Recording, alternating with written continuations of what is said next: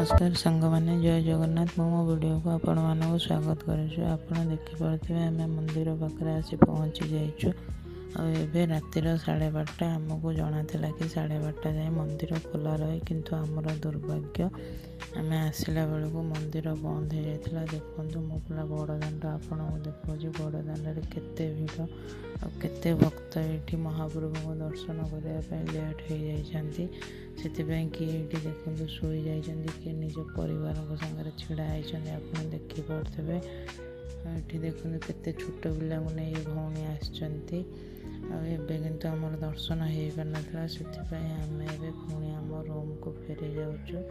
आप देखिपे आम आम रूम को जाऊँ पुणी सका आम गाधे पाधे पुणी मंदिर को प्रभु को दर्शन करने बाहरी आसु। देखो पूरा बड़दाण्ड आपण को मंदिर दृश्य देखा आप देखिपे।